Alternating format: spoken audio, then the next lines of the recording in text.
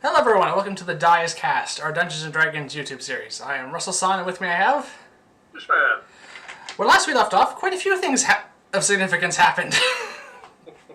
The first thing of which is our party of wizards found their way into an underground dungeon which they had previously fought Vapula at the door of before, following a pair of what appeared to be rogues or possibly wizards in the service of Master Therion, the wizard on the town council of Vyrn's Run, who had an interest in acquiring what would seem to be Arcanum within this underground structure. Interested in finding out what these bizarre tetrahedron-like artifacts do, and also preventing them from falling in the hands of a possible corrupt official. Aquans and Jonas made their way down into the underground dungeon, where they encountered an old friend, old acquaintance, Aldrich, and his apparent now traveling companion, the Genasi Howl. The four of them joined forces and made their way through the dungeon, dealing with various traps and creatures there within, eventually finding their way to the Arcanum chamber itself, where they stumbled across a massive sentry Arcanum, which was a living construct, as well as their childhood friend, Bree Tealeaf, reunited with her at last. Been so long. After a thief who had partnered, named Berna, who had partnered with Bree, fled after being badly injured by the Arcanum, the remaining 5 adventurers united to deal with the threat. The result was the Arcanum was destroyed. After finding some treasure, they made their way back out. Jonas suggested to the remaining adventurers that they wait here, believing that the half-elf and the kobold, the party who they had followed down here, originally had to come back this way, and they decided to set a trap for them. Setting the trap worked, capturing the half-elf in a web, which then Aldrich set aflame. Unconscious, they managed to put out the flames and stabilize the half-elf's life, and search his belongings to find a small, palm-sized blue tetrahedron. The Arcanum, which they had been sent into this dungeon, presumably to acquire for Master Therion. And that is basically where we left off, and we're going to pick up right there in a few moments. But first, one other important thing happened last time, and that is that we reached 5th level. Yay! So we are going to roll for our hit points for this level. So each of us is going to roll a d6, because that's a hit die. What? With some new dice. With some new dice, yes. And we're going to add our Constitution modifiers onto that, and we re-roll 1s because no one really wants to get a 1 on hit die. Yeah, it's kind of a downer. Alright. It was bad enough. Alright? Ready? Because once we say this, it's out there. Yeah.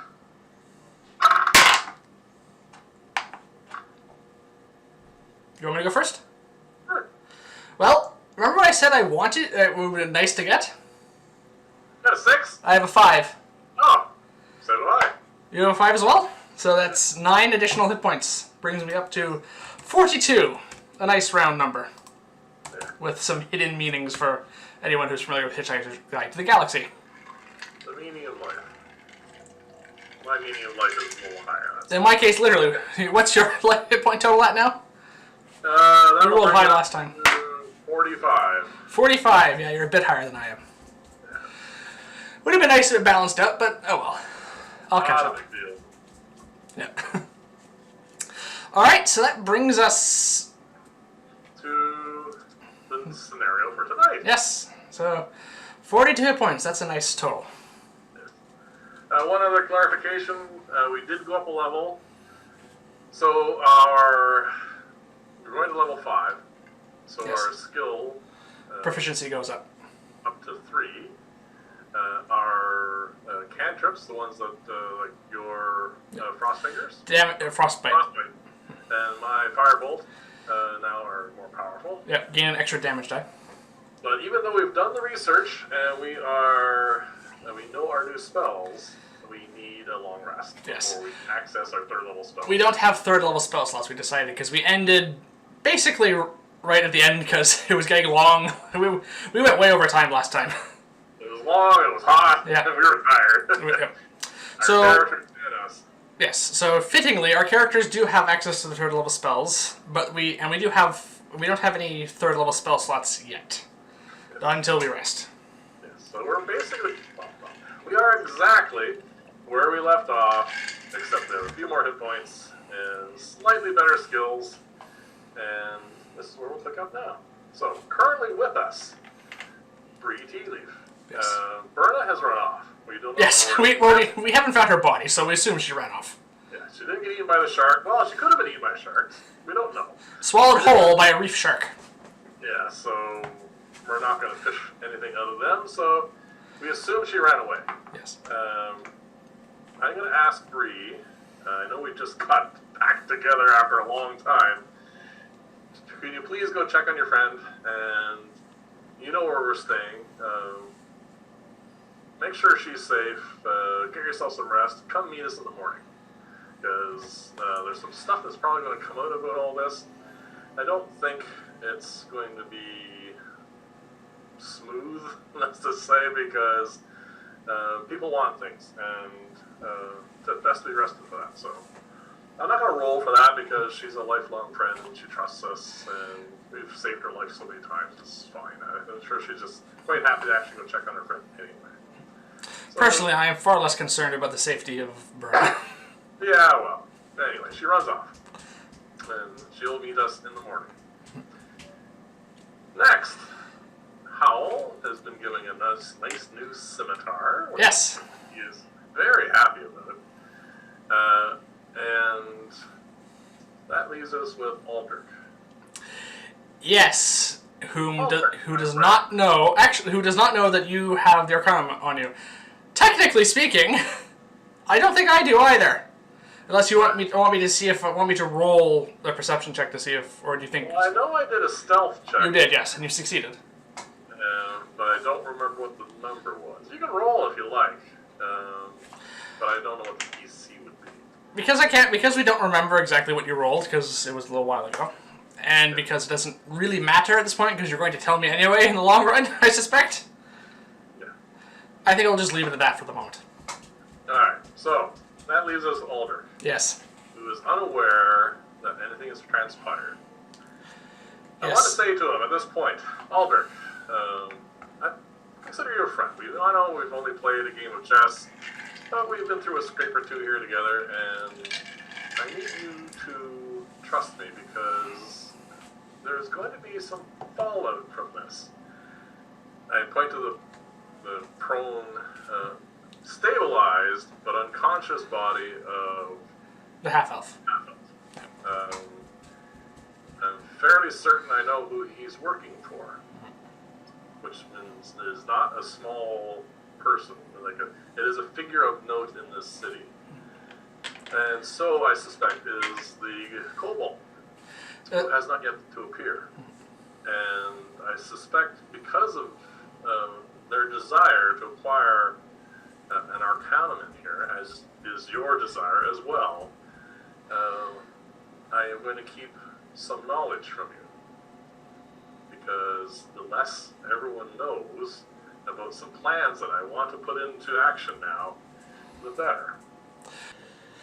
So, because you mentioned the kobold, we sent our familiars to the other side, and I just want to check in with Alice to see if she just keep. While I'm having this conversation, you can just perceive through your familiar's eyes. Okay. I know my owls over there anyway, so between everybody that's going to be there, just roll a perception check at advantage, and we'll see if we notice anything.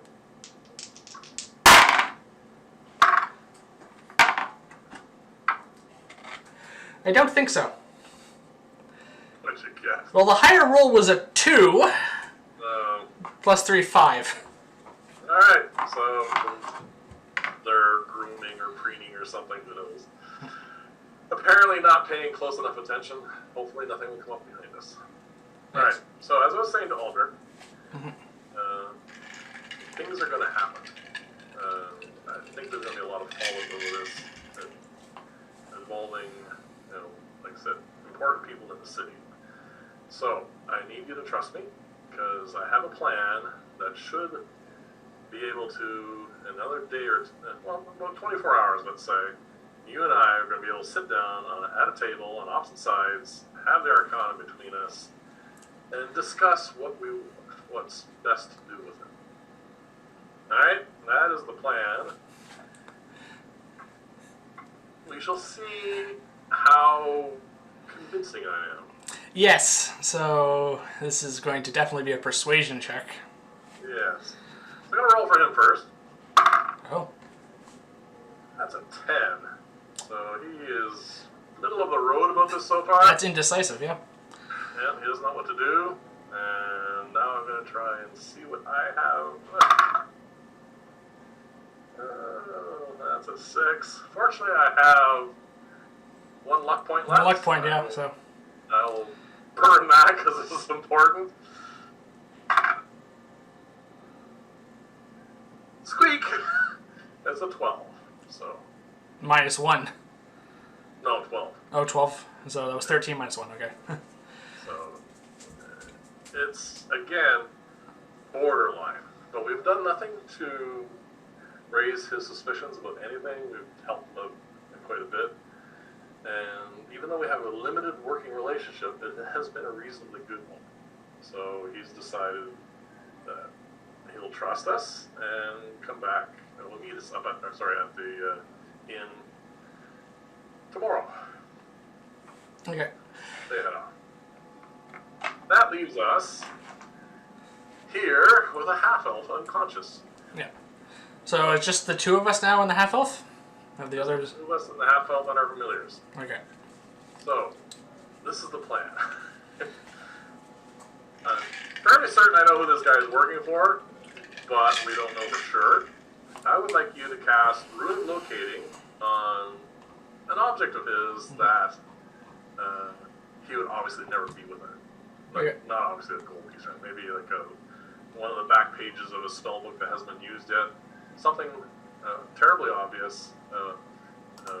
Terribly obvious. Important. Dim, yeah. Something that he will keep and have on his person at all times. And that way we can find out if anything does come of all this, where he's going to end up going. Okay. And while you're doing that, I want to ritual cast an identify spell. I want to see what he's carrying. There's a couple of items there that he had that we noticed that seem kind of, well, arcane for sure. One was rather disturbing looking, that black skull. So I'm going to start off with the mirror. Okay. The pendant mirror.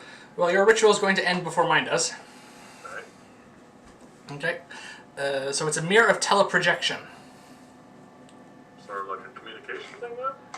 Well, basically, it literally enables visual images and communications will reflect in the mirror when you speak the command word. Right. And it responds to a second mirror, Right. who you presume belongs to Therion, who gave him this mirror. Okay. So just a slightly more elaborate version of those communication spells. Sending stones, yes. The main difference is this enables them to have a 5-minute conversation between the two of them. Ah, okay. And it is visual, and between the... Well, it doesn't require attunement, but it is... But basically, you need to use this, and they aren't just one way, as in like with sending stones, where there's a pair of them. You can use this to connect with another person who has one of these mirrors teleprojection. So yes, they're a bit more sophisticated. All right. Interesting. So, boss, whoever that boss is, may actually know that he actually acquired said item at this point. Yeah. So that's going to be interesting too. So I'm glad I sent Aldrich away, because this is going to get very, very interesting. Yeah. The mirror only lets you use this feature though once per long rest. Alright, that's fine. And the skull? Alright, well, so by the time that you bring out your second identification ritual, My rune of locating will be done, and I've just inscribed it on the surface of his spellbook. Alright. It's not visible, right? Unless you activate it. It requires an investigation check to discern it. Right. Did it on the back, right? So most people don't look at the back of books. An investigation check versus my spell save DC, which has gone up. I'm going to put it on, the inside front cover. Inside back cover. Fine. Inside back cover, just to make you happy. Well, just because, yeah. When was the last time you looked at the inside cover of a book? Happens more often than I do inside back cover. I'll tell you that. This is semantics. Alright, so we know where the rune is inscribed, and it's there. Yes. So put that back in. Yep. What was it in, anyway? It's just like in the inside of his robe. He's got like a pocket sewn in for it. So I'm going to pull... Alright, sorry, I'm going to do the second identify on the skull. Alright. So, this is a skull of a Cacodemon Rook. Oh, so just a bigger version of those other ones? It summons a single Cacodemon Rook, which is loyal to you, which is loyal to a summoner, and it's summoned within a range of 60 feet. Yeah, it gets its own initiative, and it's treated like a combatant at that point. Alright. Going forward. We haven't encountered one of those yet, so we don't know how bad they are. Right, so... The command word required to summon it is an Infernal. Oh, that's okay, I don't want to summon it, that's fine. You do learn what the word is by identifying it, but... That's fine, I don't care. I'm going to pull his backpack Yep. out of my bag of holding, remove the Arcanum, put that back in the bag of holding.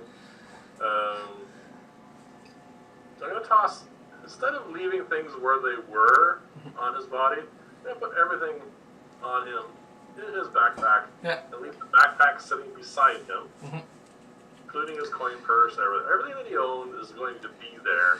Except the Arcanum. When he woke up, so maybe just a little bit of panic for a few moments until he figures out everything's still there. And the other thing is I want to ensure that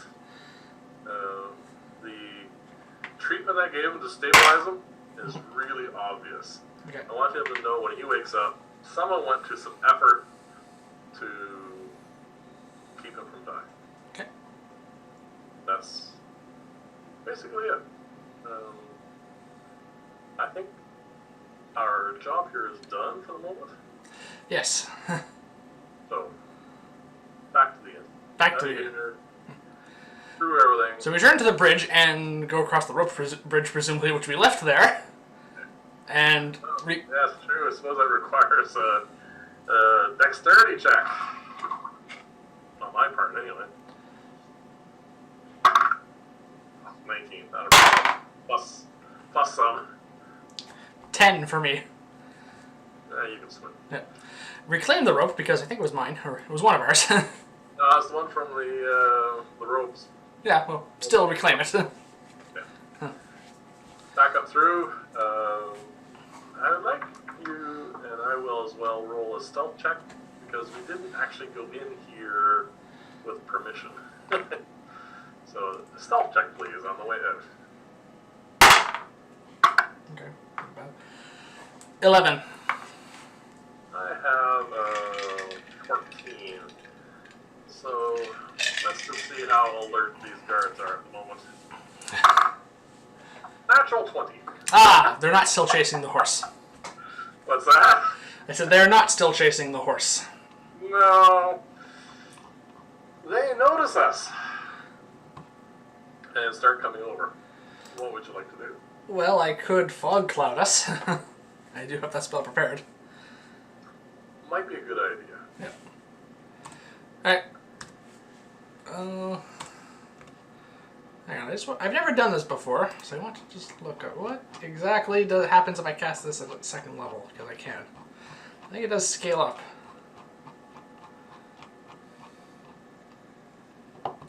Yeah. Well, I still have a second level spell slot. I'm going to cast Fog Cloud at second level. So, What does that do? well, the radius the fog covers is now 20 feet greater in every direction. So it's a 40-foot radius cloud of fog, which I think is going to cover most of the town square. So yes, I'm going to conjure a massive fog bank, which is probably going to cover most, well, definitely the entirety of the inn. Yeah, this is basically going to cover almost the whole section in here. 80 feet. Oh, no, maybe not. It's going to definitely cover all of this. Well, actually, we're coming out right here. Yeah, so the spell starts...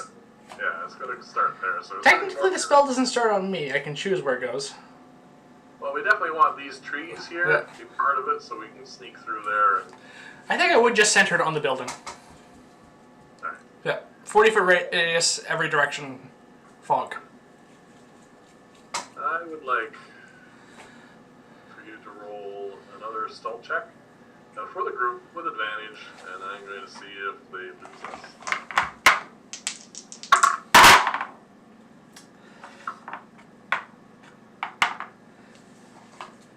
These new dice may not have been worth the money. 9. Well, you did beat the 6 that they rolled, so... We do manage to elude them. Yeah. And I'm going to roll one more roll for them to see if they have identified us. They saw us for sure. No. Even if they did not, you went up and talked to one last time. Yeah. So, there's obviously been a shift change since we were there, so not a big deal. Okay. They did not remember us, they did not recognize us. It was just two figures creeping out of the building. Okay. As soon as we are clear, I'm going to stop concentrating on my fog cloud. Yeah. Okay. Because, well, at some point, a half-elf and a kobold are also going to come out of there. Yes. So, where you make it back to... I do not want to help them. Actually, that may hinder them in a way, because they'd be disoriented more than we would. It's fine. Irrelevant. Alright, so we make it back to the inn, grab a bite to eat, head up to our room, because there's something I really, really, really want to do. I assume it's identify this thing. Yeah. So, I have a new spell. A new spell, which is something I could probably use every day for the rest of our adventuring lives, and that is Leomin's Tiny Hut. Ah, yes. So, all you do is arrange the furniture appropriately so that we can put them together. Shove the beds together, throw out the end tables. And I'm a ritual cast. Because it's a ritual spell, and even though I don't have the spell slots, I can cast it. This is a workaround. This is a workaround, and I'm going to cast Leomin's Tiny Hut ritually, and do so before I pull the Arcanum out of my Bag of holding. and I'm going to identify it. Okay. While you're doing that, I'm going to... I assume we are going to be taking a long rest after this because we are spent. Yeah, we have limited spells left, and we definitely want access to third level spells. Yeah. I'm going to take out the the bell on the silver wire I use for my alarm spell, and I'm just going to ritually cast that around the usual entrances and windows around our room, just so that's still up. Good. That is as secure as we could possibly make it. And Literally. Seeing how you can't magically send anything through the hut wall. They can't strive for anything, so it's perfectly safe for me now to take the little tetrahedron. How big is this thing? Palm-sized. Palm-sized. So I'm going to take it out, and then I'm going to ritually cast Identify on it. Alright. And see what I get to see. Alright. So, as you do that, I'm going to need you to make an Arcana check. Alright.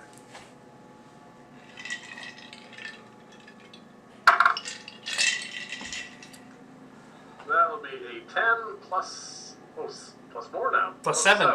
So 17. 17. More than enough. So, this Arcanum is an Archive Arcanum. It is a wondrous item of legendary rarity. It does require attunement by a spellcaster. Yep. This Arcanum is made of a light blue crystal, which was used by ancient wizards to aid them in their research as well as serve as a repository of knowledge. It is common for these Arcanum to have security runes inscribed on their surface, which prevents access to the more dangerous features. These runes ensure that its more advanced features can only be accessed by those who either know the word command to disarm them, or those who possess the knowledge to disable them, which you have just disabled the first one for. Each rune, of which there are 3, requires a separate Arcana check to disable. And the mental focus required to disable a single security rune means that only one may be decoded per long rest. So you've managed to identify this thing up to its first lair, which is the archive itself. So this is a repository of books. Yes. This lair is exactly as it sounds, a magical library of stored knowledge. Typically, the stored knowledge ranges from entire books to research papers to other significant records. The number of entries in the archive varies from Arcanum to Arcanum. However, the maximum is 13. So when this is found, I roll a d12 and add 1 to determine how many recordings are stored within. I rolled a 6, so there are currently 7 recordings in this Arcanum. So either 7 books, 7 research papers, or 7 things of interest that they thought was worth recording. Alright. If the archive is not full, the attuned spellcaster may store further knowledge in the archive by spending a short rest reading the desired entry into the archive. Alright. Okay. That's it. That's everything you get so far. It's a book. There are 2 further security rooms on here that will need to be bypassed on later sessions. Okay. Before we have our long rest, just in case this gets more difficult as we go along, I would like you to do what I just did and bypass the first level security. Okay. Because I've already done so, can I give you advantage on your check? Or does it work that way? Can I tell you how I got through it? You can if you want, yes. Alright, so give yourself advantage, roll away. Actually, wait. I've been rolling poorly at the moment. I do have a portent that I can use instead. Well, we are going to have a long rest. And I'm going to have a long rest, yeah. So I'm going to use the 9 I have, which wasn't very good. But when I'm adding my +8, that's the same as brings up to 17, which is the thing you had. Yeah. Okay. So I now have also identified this thing and know its features of its first. Right. We will not get into what the 7 books are at the moment. Not at the moment. It'll become more important as we progress and use it. Alright. So at this point, Yes. time to have a nap. Yay! We got a long rest, so we got all the hit dice back we spent, and we got our spell slots back. Alright. And I would like for you to roll a perception check for Alice. I'll be helping, so give her advantage Okay. during our long rest. Oh, good grief! I'm rolling terribly. 8. Yes, that was with it. The other one was a 2. Doesn't she also have pluses on that? So 5 plus 3, 8. Oh, good God. Did we get our long rest? Hold on a second, I gotta make a note of something. Okay. 1 second, I think one of the cats wants in.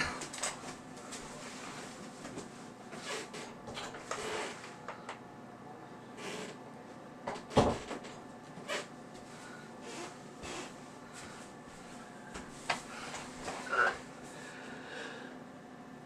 Yes, we did get our long rest. Alright. Yay! So, you now have 2 more spell slots. Yep. Level 3, which is nice.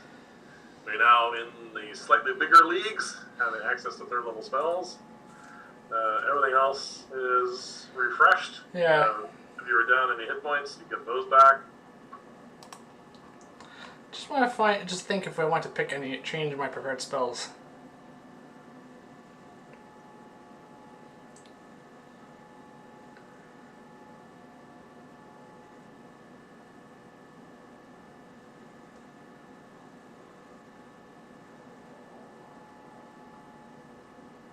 And my luck points back. Yes, you do.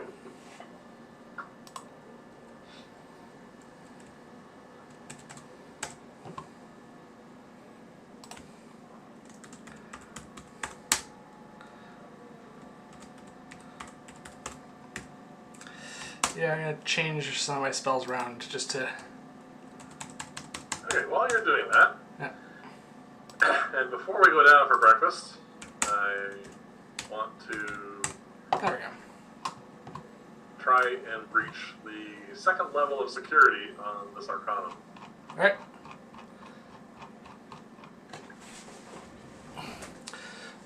Alright, so you're gonna identify again, and you're rolling another Arcana check. Yep.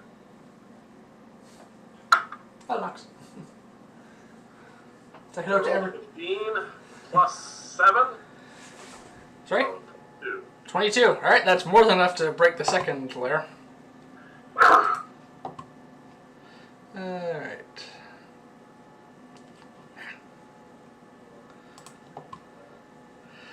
Alright. The second function of the Research Arcanum is as a research aid. An Archive Arcanum is a library of knowledge from ages past, used by countless wizards over the centuries to aid them in their research. The attuned spellcaster may likewise use the Arcanum to assist them in their research. While attuned to the Arcanum, you have advantage on all Arcana, History, Investigation, Medicine, and Nature checks related to recalling knowledge or researching further information. That is quite something. Yep. I understand why there's so much interest in these things. Yes. And there's still a third layer to be unlocked. Alright, your turn. My turn. One thing I forgot to do, I get new portents. Discard. Okay.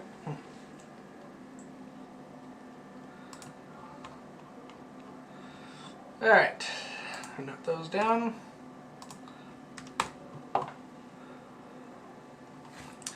Okay. So you're going to give me advantage again, you said? Yeah, I've already broken it, so I can tell you what I did and give you a chance at additional chance, I guess. Okay. Well, I rolled a natural 15, which is the DC plus 8, 23, so yeah. We did the same thing I did, exactly. Yep. Plus, an extra plus. The other one was a 7, which would have been perfectly fine as well. Would have got me exactly there. Good. Good. So we're up to date on these things so far. It is going to be something that I really don't want to go... Well, obviously the Court of the Seven can't have this. No, it would be bad, even if they aren't as research-oriented as us. These things. There are probably some who are. Also, we don't know exactly what the library contains yet. It might contain knowledge on other magical secrets or other like locations of hidden stockpiles or research laboratories, those sorts of things that they could... We definitely don't want them getting their hands on. Well, knowledge is power. Yes. So, Something that we as wizards understand quite well. yeah, that's how we operate. Mm-hmm. So that's as much as we can do with this until another long rest. Yes. So I think it's time for breakfast. Okay. Alright, so we're going to head downstairs then? Yeah, we're going to go downstairs and have some food. I mean, this is a little bit later than our normal time for, having breakfast, but that's fine. No big deal. So I assume nothing tripped my alarms during the night.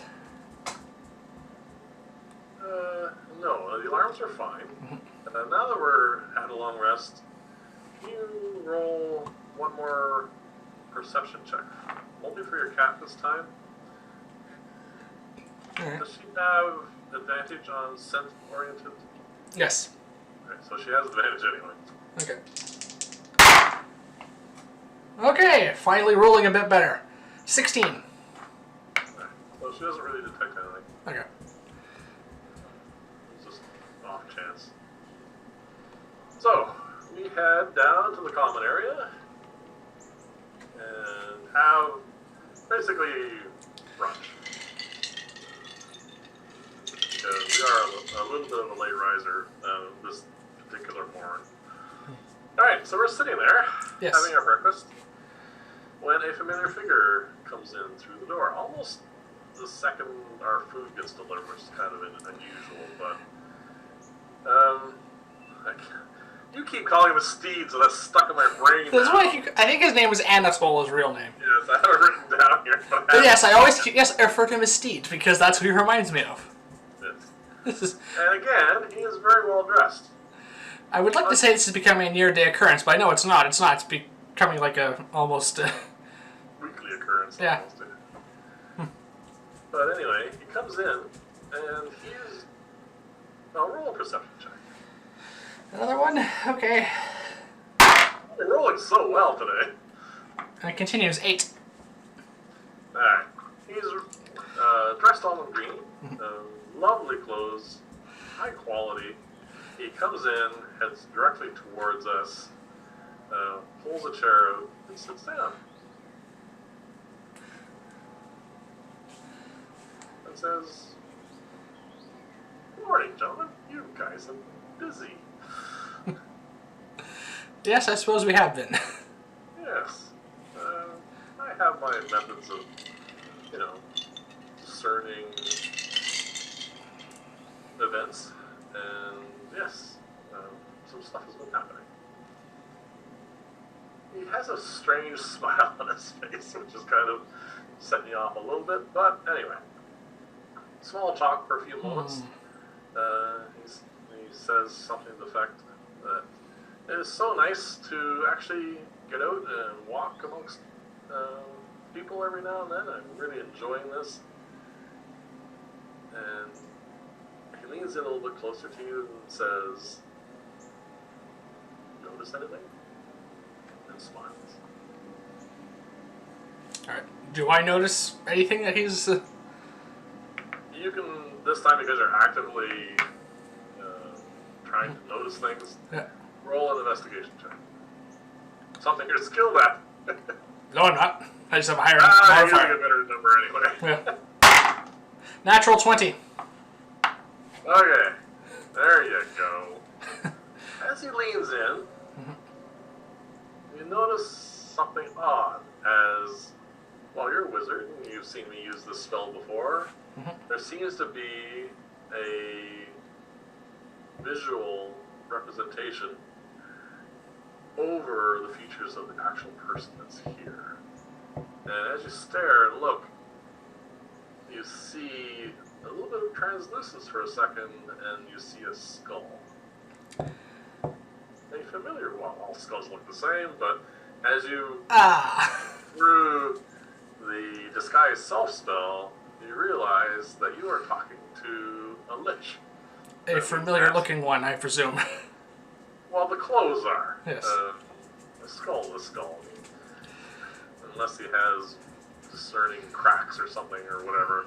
You roll high enough that, yes, you are certain that this is the same person. Individual thing. Whatever you want. The same creature, yes. Okay, yeah. So... And you can still see the visual. Yes, it's like a transparent now, though, to me. To you it is. To me, it's not. Until you tell me, and then I can roll as well. But for the moment, he's talking to you. And the look of recognition comes on his face, and he smiles brightly. The skull underneath is always grinning. Yes, the illusion smiles. Yeah. I'm so glad. I am here not just for pleasantries, even though, like I said, I do enjoy getting out and about from time to time, because you can't really do that a whole lot in my particular condition.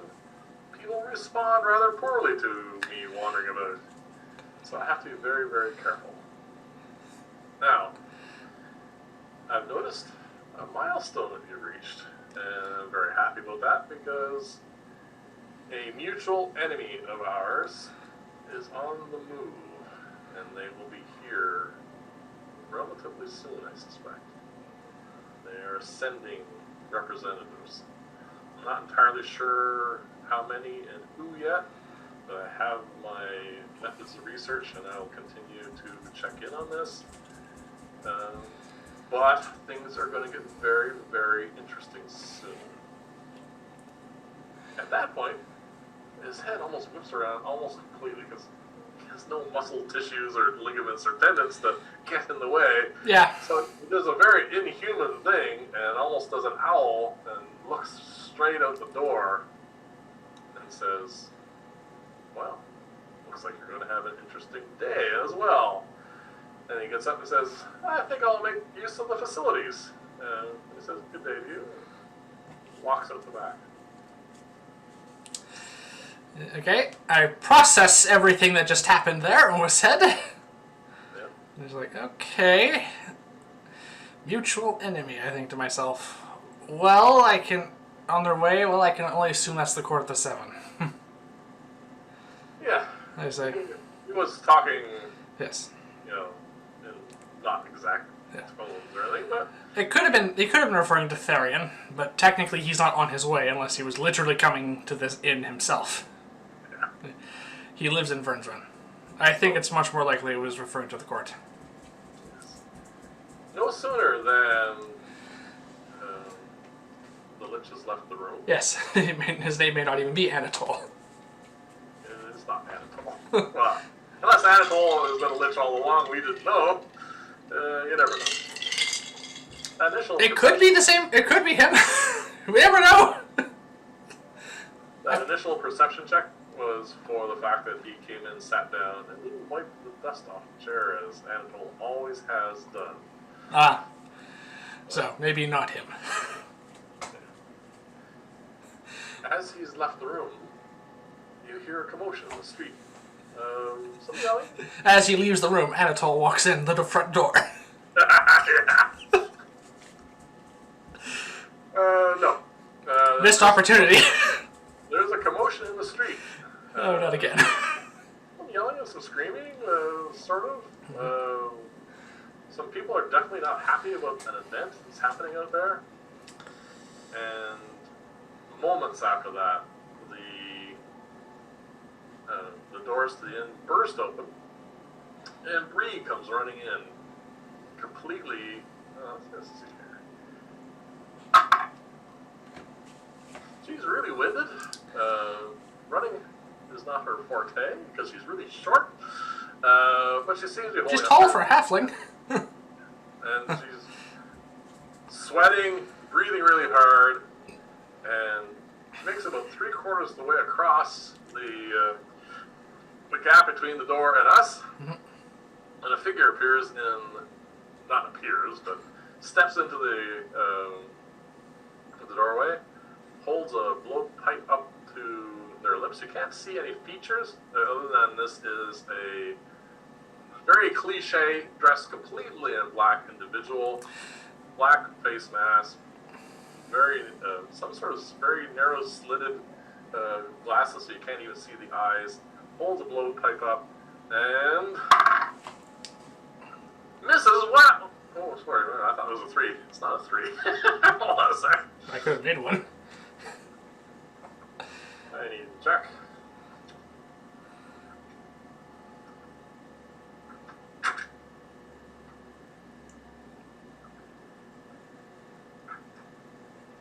Alright. If only you could cast shield on another person. It does not miss. Oh, it does hit. Oh dear. Yeah, no, it was, I thought it was a 3, and that's nowhere going to be anywhere near enough. So, hits her somewhere in the back, you can't see because she's facing us. And, Roll high on a Constitution save, Bree. yeah, I gotta check her plus on her. Constitution? It's not very high.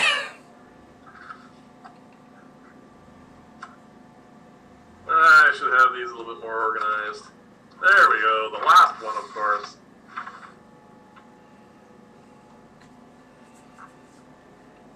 And she takes another step or two and collapses. Yeah, she doesn't have a very high Constitution. I don't even remember if sorcerers have proficiency in Constitution saving throws. Well, according to that, she did not make the DC. Okay. So, at this point, because they broke stealth to attack, Yeah. you see an individual standing in the doorway, just finished a blowgun, and then recognizes us. Hold on a sec. Are we rolling initiative? Not yet.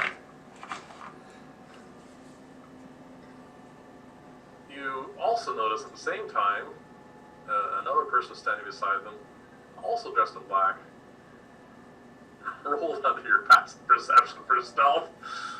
But that's there's two individuals in the doorway, and the first one is reloading their blow dart gun. Well, loading another blow dart in their blow gun. Yeah, I understand. And then let's go for some initiative, please. Okay. 13 for me. Well, that's good for you. 3, we'll add her into it anyway. Is this a toxin you get to save against every round? Let's see what I have no idea. You have no idea, yeah. 3 has 16. If she gets into this. I have a 13 as well. You want to go before me or after me? There's two ways we can think of this. I'm kind of the active player at the moment, so I could go first. But you do have a higher dexterity than I do, which is another way of saying it, of rolling it.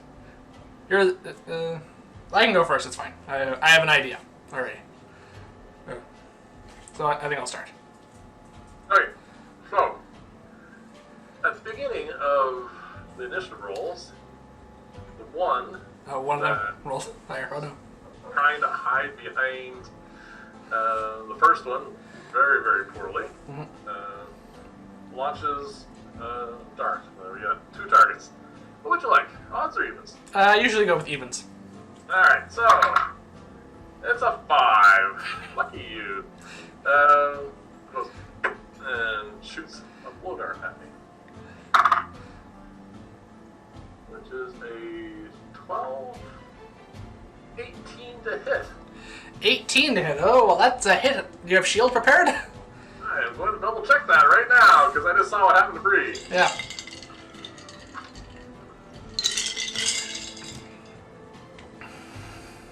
Not on there. And this, ladies and gentlemen, is why you prepare shield. I did not. So, I get stuck with the dart. Well, I hope you can roll a higher Constitution saving throw. Otherwise, it's just gonna be me in this. Yeah, you against apparently at the moment 2 people. Alright, so I might want to upgrade the spell slot I was thinking of casting this spell at. Oh boy. So I have plus 4, Yes.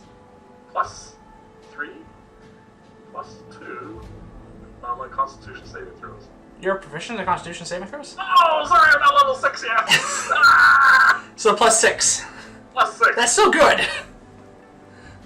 I rolled a 14. Plus 6 is 20. I assume that saves. Yeah, but that saves. Oh, good. And I say to you, seems to be some kind of a little slurry here. A little bit of a sleep. Sleeping toxin, yes, I pointed at Bree. Yeah. Did you take any damage from the dart? We're gonna roll that now. I assume it's little. I took 3 points of damage. That's a pretty strong blowgun. Yeah. Must have been, hit a soft spot. At the same time, an individual that we did not see, so is going to get advantage on this shot. Oh dear. Odds and evens? Might as well keep it the same, yeah. We've been doing that the entire campaign.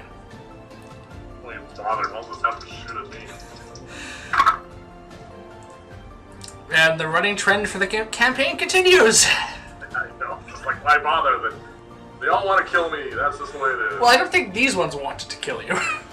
Well, they want to capture me, I think that might be worse. 15 to hit. They have very good dexterity.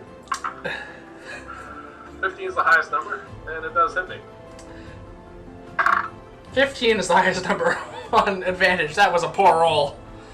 Yeah, that was a 2. That was a natural 1 on my save, so I will burn a point of luck.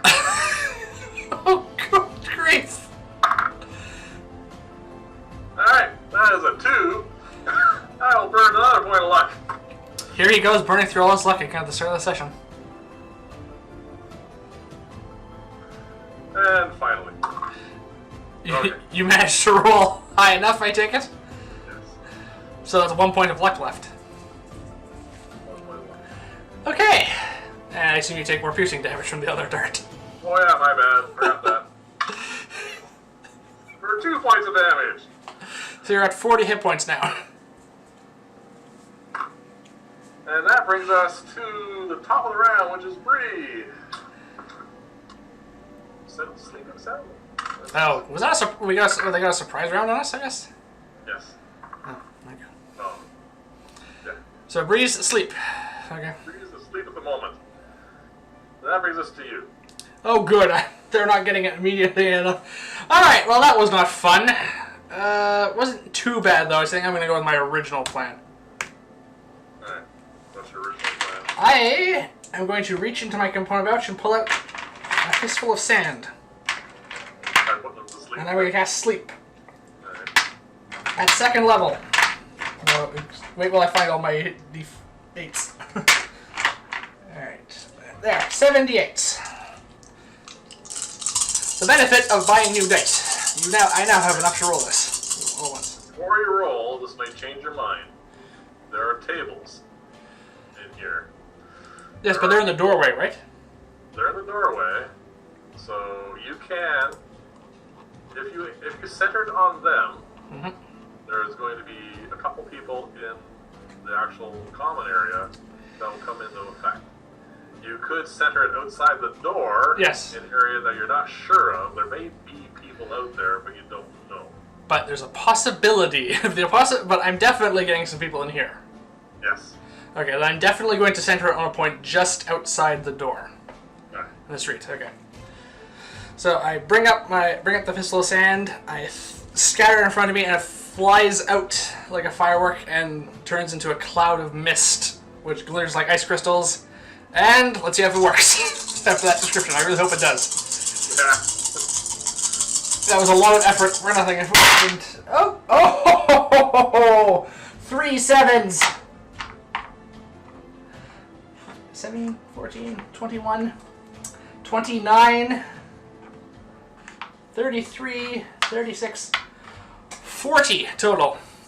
Wow. That is the best sleep spell either of us has ever cast. That was at level 2? That is the second level, 78. Alright. The sad part is this may not work. So you cast Sleep. Yep. The guy who is in the process of reloading his blow dart. Couple spinners. Yay! I got one! Got one! The other one is... The other 2 Oh. are unaffected. Marginally affected, but haven't fallen asleep. Oh. I mean, I could have cast it at third level. You could have. The day is young. The day is young. I do have...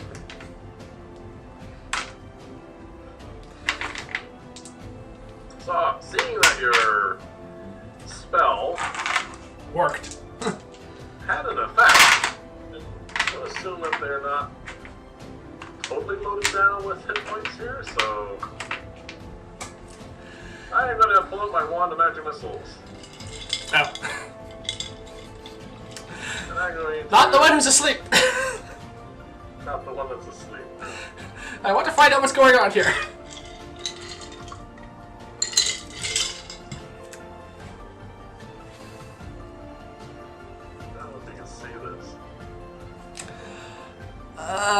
Okay. Yeah, that's a lot of... How many D4s is that? That is 6 charges on my wand. 8d4 plus 8. Oh, wow. So for everyone who doesn't know how Wand of Magic Missile works, that's a 6th level Magic Missile spell being cast from the wand. Yep. Oh, there's 3 4s. Yeah, I thought I was doing good with an 8 and 3 7s. I was. That is 32 points of damage. Okay. That was a very good Magic missile. You're in danger of killing this person if their hit points aren't high enough. Is this all going at one person? All at one person. I've felt these things. I know that I don't want to be asleep. I want one of them out of action. So. This is the magical equivalent of machine gun fire. Yeah. You have literally taken the term howitzer wizard literally here. 8 balls of magical force energy rip into the next person in line, and they crumple to the ground. Unconscious or dead, we don't know yet. Definitely some blood involved. Alright, so I just look at that, just putting the guy to sleep. Okay, I got one, and then...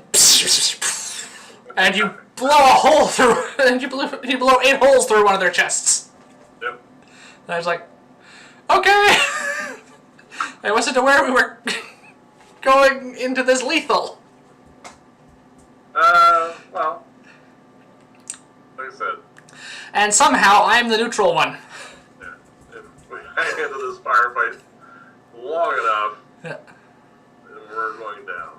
That was a very strong sleep-inducing poison. Alright, so there's one left standing. Who must be terrified at this point. As we go to the back of the top of the round, yes. He assesses the situation, looks down at his fallen comrades, he's going to pick up and try and move the unconscious sleeping one in the fireman's carry. That's what he's going to try and do. Okay. Oh, wow, he rolled well. I don't know why this matters to people. Is the fireman's carry the one over the shoulder? Back shoulders, one leg, one arm, Okay. one side. And managed to pick this other individual up and has stepped out into the street. Alright. Obviously encumbered. Obviously encumbered, so not getting very far. Not getting very far. And they are going to attempt, as a bonus action,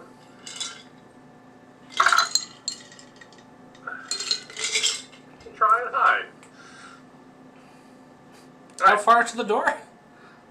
How far to the door? 25 feet-ish. So I'm just going to make it out into the street. Okay.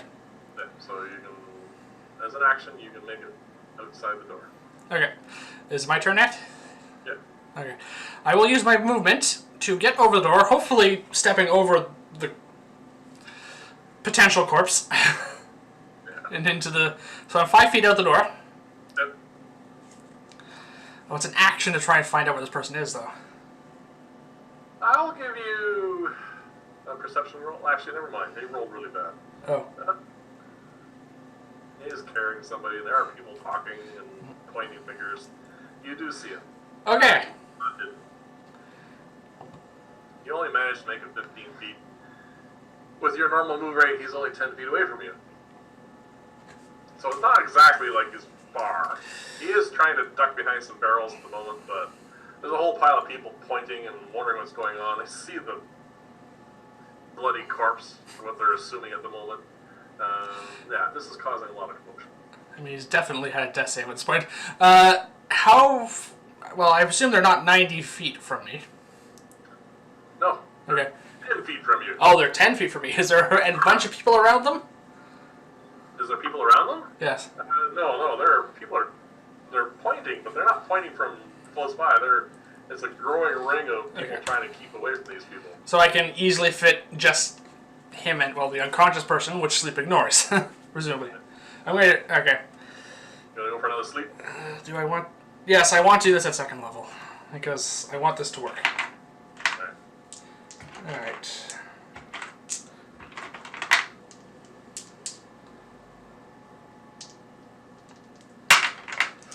That's 7, yeah. Alright, let's see if I can get this to work twice in a row. Well, that 1 is less encouraging. Alright. 10... 22... 28. Not nearly as good. Good enough. Wait. Nope. Sorry. I missed a die. 33. Well, the 28 was enough. I was like, wait a second, that's only 6 dice. There was one off to the side. Alright, this is the situation you have. You got someone with fireman's carrier holding another, trying to get around the barrels and get out of sight. You hit him with sleep. Yep. Falls over. This may or may not wake up the individual who is asleep. So you may not get your full minute out of that. Alright, are you going to roll to see if it wakes up? I will in a moment. Okay. Right for the moment, you see 2 individuals who have crumbled. Yeah, they're both prone at the moment, at least. Yeah. Alright, so... Well, in theory, I only want 1. So that's... unless you have a bonus action, that's it. I have no bonus actions. Right. Are you... well, you can relay to me what has happened. If I can do that as a bonus action, I say, I think I put them both to sleep. Right, well, that's basically just a free action. Yeah. So... Alright, I'm going to check on Bree. Okay. And I will check her. And actually managed to wake her up. Oh, okay. But that's my turn. Not a very deep sleep. No, it's... Then again, neither is my spell. yeah. Alright, So I assume there's a roll now. I've already made 1. Okay. Alright, this is supposed to be different.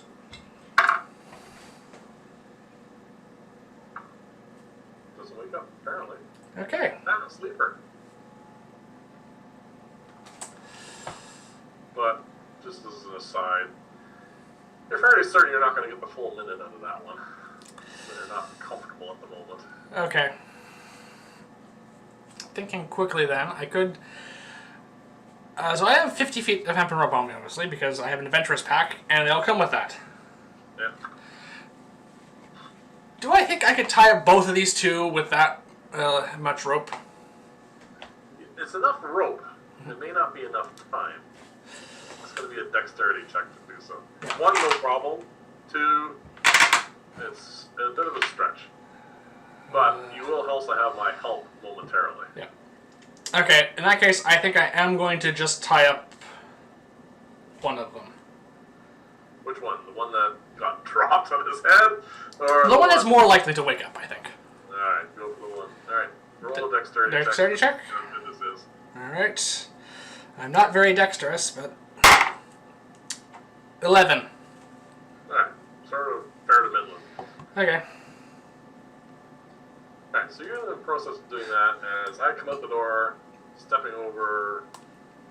Oh, actually, I should probably check. Stepping over the corpse you made. Stepping over the corpse I made. And coming over to you. And Okay. what's the plan here? Well, I would like to interrogate these 2. So we should probably tap the second one. Yes. So you can have a roll for the second one. You get advantage because I'll be helping you out.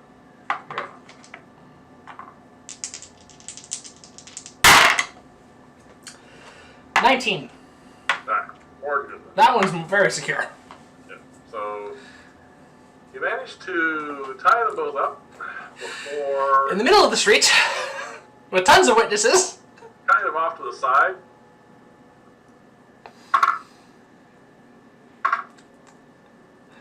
We're really sending a message to this town. Yeah. A couple of people run off. Fortunately, my message was not lethal.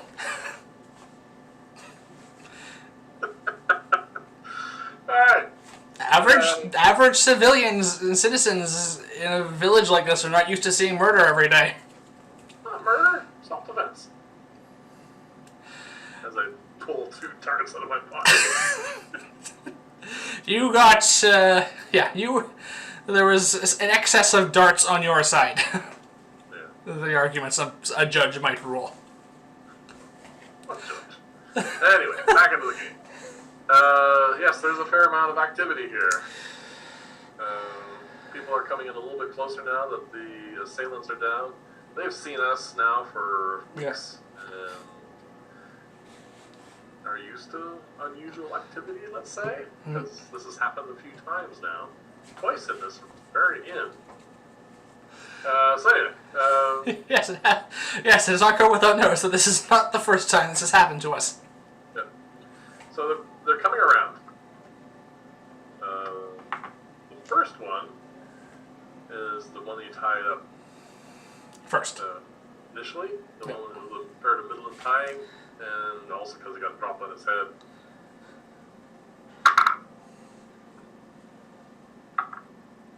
He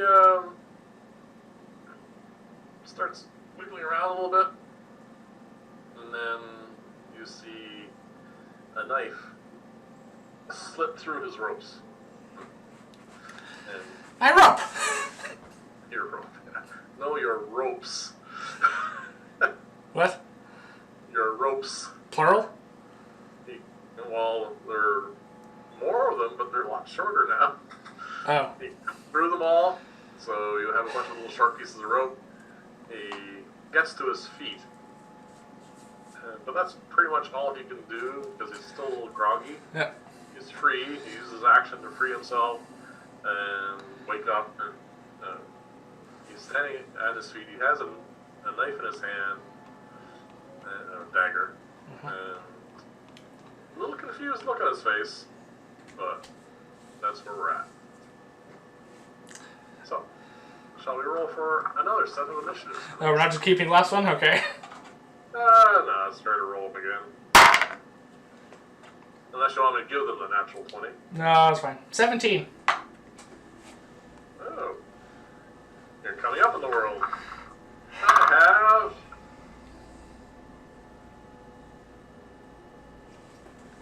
an 11.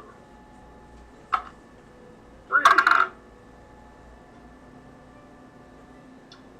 What is there? Plus 3. It has an 18. Yep. And our would-be assailant has a 17. He has higher dexterity than you, so he'll go before you, but Bree is before him. And it's conscious now, you said. Yeah, just coming out the door, actually. Okay. A little groggy still. I'm gonna roll to see what she's going to do. She's not happy that these things chased her. She's decided to cast Chaos Bolt. Oh!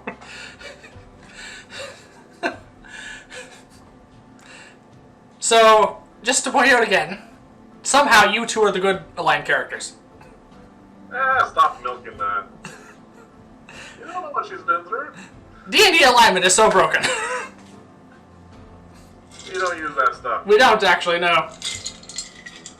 Alright. Look forward to a video on this channel about how bad it is at some point. Alright, she rolls 7. That is her plus to hit with Chaos Bolt. 6, I think. If I remember correctly, plus 6, I think. 6. So that brings that up to 13. Just misses. What? Out of curiosity, what energy is it? You want me to roll? Because I am going to roll to see if wild magic occurs. Oh, that's right. No. I say that, but I don't have I don't have Chaos Bolt up at the moment. Yeah, why not? I'm curious to see what happened. What blast of energy did we just hurl? Did she just hurl off? Chaos Bolt. So yeah, so it was I'm gonna go with up to 5. Lightning, apparently. Alright, so bolt of lightning shoots from her fingers. I think it still stays like a sphere, yeah, like a chaotic, well, mass of energy. It says, so it's kind of not shaped. It's like The end result is a barrel beside it explodes. literally, I imagine, because I didn't actually. You want me to roll the damage for that? No, that's fine. Oh, Yes. It may fork. It did not fork. The D8s are an 8 and 5, so they're different. It would have been a total of 14 points of damage, though. Yeah, actually, this is a point of reference. If it misses an actual target and just hits a wall, does that matter? Technically, we don't really do that, do we? I'm looking if the same numbers rolled on both d8s. Yeah, but you don't normally roll damage when you miss your target. I was just curious. Yeah, I leave it up to you. The end result is... Yeah, I just wanted to know what damage, what energy she hurled. Yeah, so... The end result is... A ball of lightning obliterates a barrel. Shoots past his head, and if he hasn't seen enough already, he has definitely had enough at this point, and is going to bolt. He's just going to run away. He is leaving my melee range, if you're interested. Well, alright.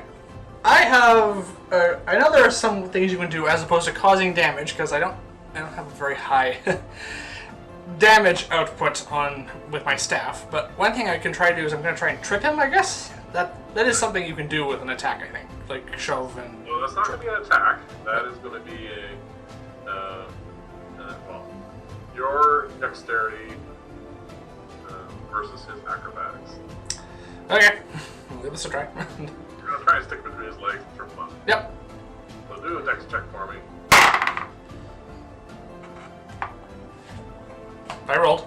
Your turn. Oh, okay. His acrobatics is 18.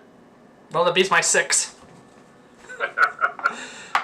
So he easily hops over yours. Yeah, well, he's a rogue, I assume, of some sort. He's also leaving your melee, so... Yes.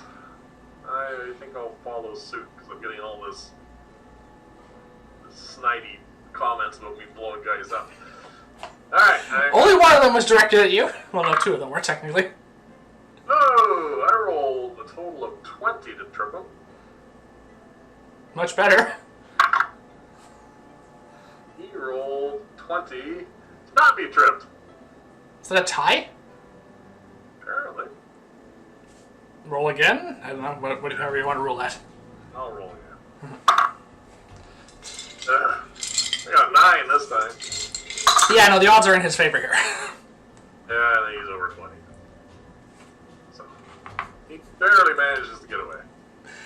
There you go. An argument for us taking Warcaster. Yeah. Get him with a magic spell instead. Yeah. Alright. He runs first 30 foot of movement. Yep. And then dashes. Yep. And then... And is a rogue. And, yeah. So... Peeks down an alley. Can use cutting action to dash again. Yeah. So he has gone around a corner. So he's moved 90 feet, and he's out of my line of sight. Yes. So. That brings it to me in the initiative order. And I just saw him bolt away. There's 2 options I have. Stay here with you, or I can cast Expeditious Retreat and Pursue. Well, I do not think I can catch him. I literally do not think I have the option of doing that, unless I use my last second level spell slot to Misty Step on top of one of these rooftops, and then I'm just up there trying to hit him with a cantrip, really. Alright, I think that it is... I think it's worth the first level spell slot. Okay. So, I cast as a bonus action, Expeditious Retreat. Yep. And I run after him. So, I go around the corner. So you also move 90 feet. And I am going to have him roll a stealth check. Oh, he's rolling really bad on those. Hey,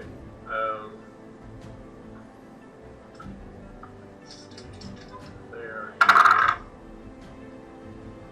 Oh, alright. You hear a commotion from around the corner. Let's just roll this. Let's just roll it, and then I'll come back.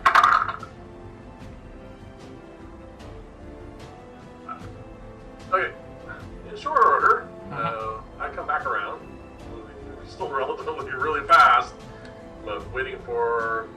watch officers who have shown up, and we have this gentleman bound and in handcuffs. Oh, okay.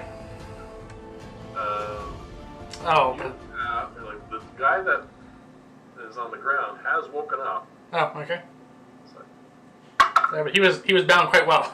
It was a 19, if I remember correctly. yep, he did not beat your DC, so he is still bound. He's startled a little bit. You have, we'll call it, 2 rounds. You can ask, so 12 seconds. That you can ask questions if you want before we get back.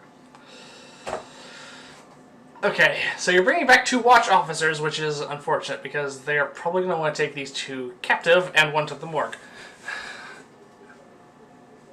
Which means we are not going to probably get to ask them many questions. 12 seconds is not a lot of time for me to do anything with.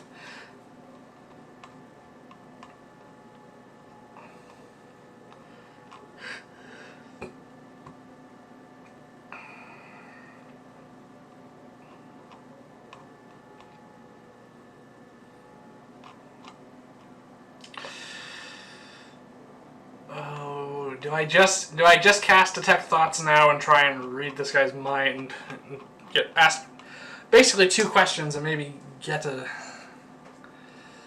Up to you. Is it worth... Yep. I think I have to try. Alright. I'm gonna cast Detect Thoughts, my last 2nd level spell. Yep. It's very early in the day. That's fine. Alright. I'm going to obviously target the bound and Yes. on man. For the duration, okay, he's well within 30 feet of me. I assume he has intelligence 3 or above 3. Yes. Alright, I'm not going to... I initially learn his surface thoughts before I do anything. Which I presume is something along the lines of, get me out of these ropes. He's panicking. Yeah, that's what you got. You get panic surface thoughts. Okay. I'm trying to get out here. He saw his buddy die. And then we used magic to put one of his friends to sleep. He ran out the door, and we put him to sleep. And now he's bound, and now he's bound up. Oh, yeah. Okay, I am going to immediately delve deeper. Actually, no, sorry. This is the first one. He hasn't seen any of the carnage, but he's still freaking out. Oh, I thought the first one was the one that got away.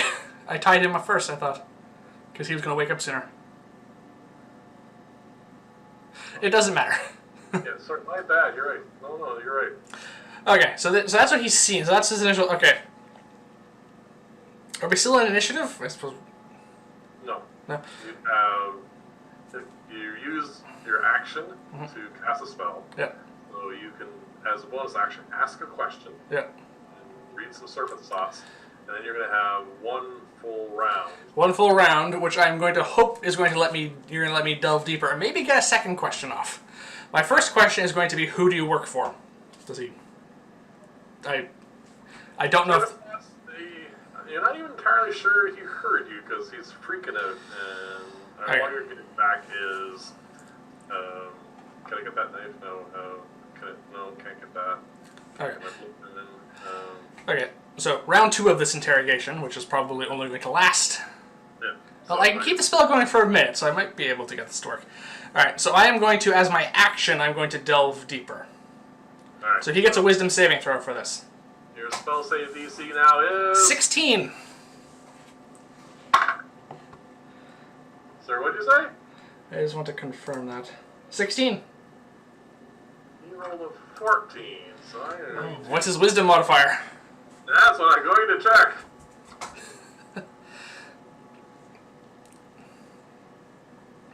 Alright, you do meet a fair amount of resistance on this, but you do pro past his defenses. And I'm going to just repeat the same question. Who do you work for more emphatically this time?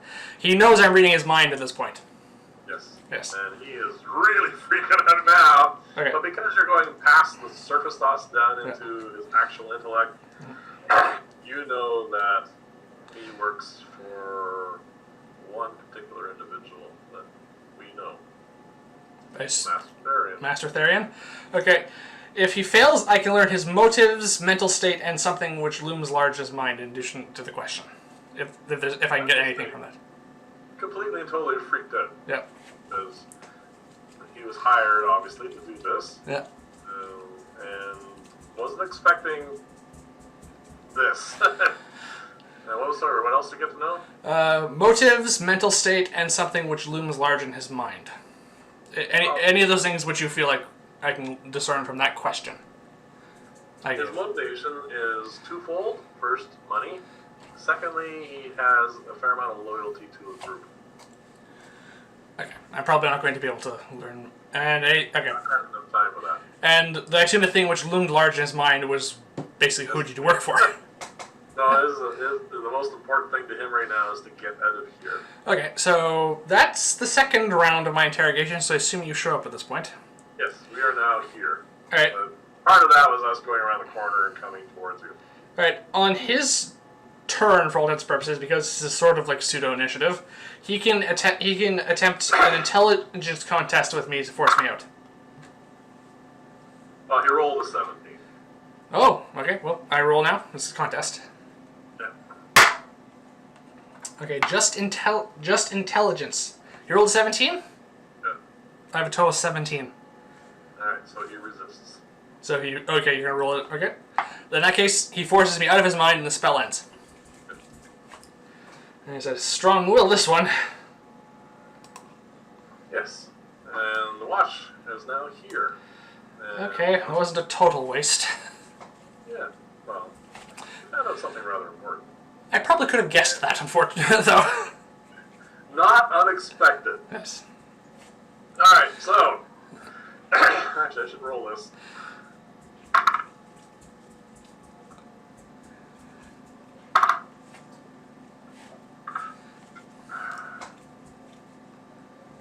One of the two watch officers that have come Yeah. recognizes us. Ah! No, not from that. Not from that? Okay. Just from word is spread of a fair amount of the work that we do. Yeah, we've been here about a month now, I think. Yeah, and we have helped with a great many different things. And he kind of recognizes us, not in a negative way. So we'll have a bit of advantage, I think, on trying to convince them that we're not the bad guys here. But we have tons of witnesses because they burst into the inn. Yep.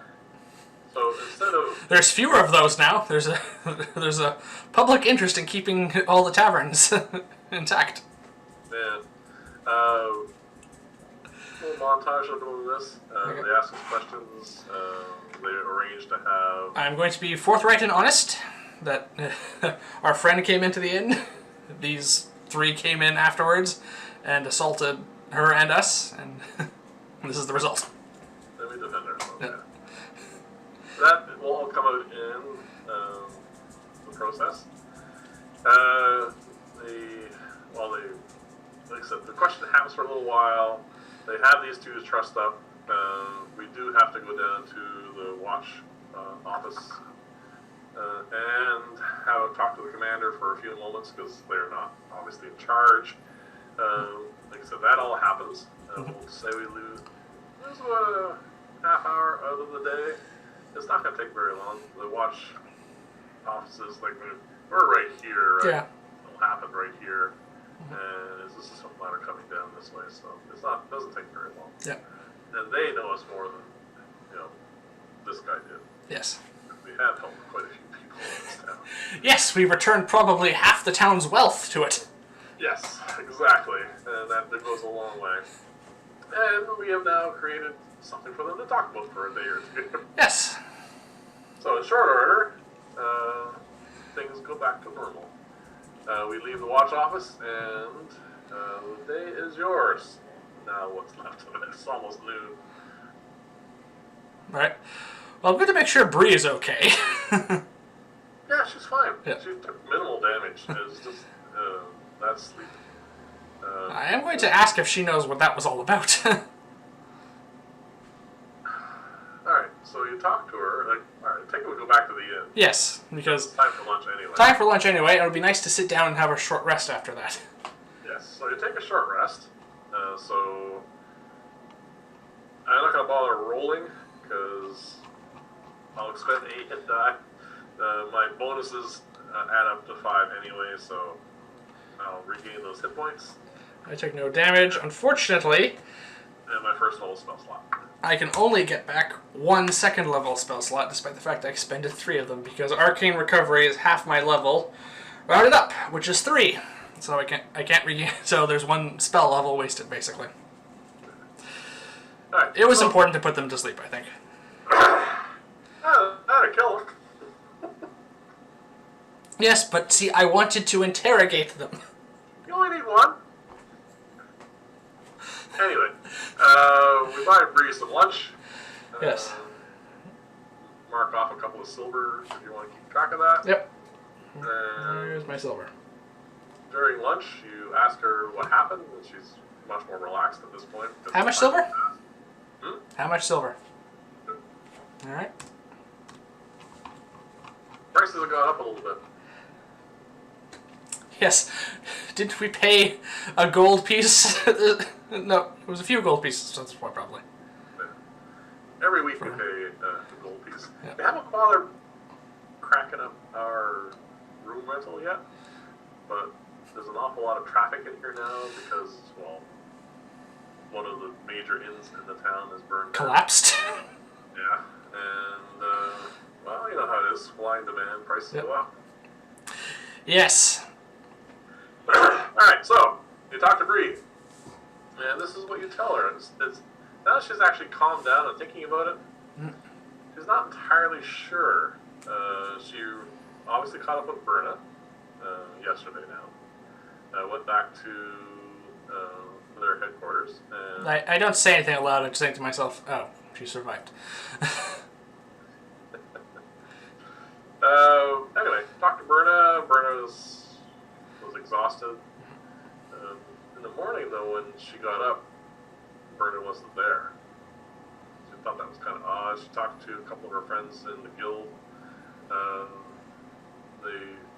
Someone noticed that she went up early, but that was about it. And then, so she decided to go out and, well, she had to go get breakfast anyway, so she decided to go out and stretch her legs and see if she could find her. And then, all of a sudden, the flow dart went by her ear, and she ducked in and hid, and then the rest of it. She made her way to the inn, and that's when, well, the rest of it we encountered. Alright, I say this is a bit of a coincidence for this to start happening after what transpired yesterday. Yeah, I don't think there's any coincidence involved here at all. I think this is planned. Considering I assume you told me who this guy worked for. Yes, they work for Therion.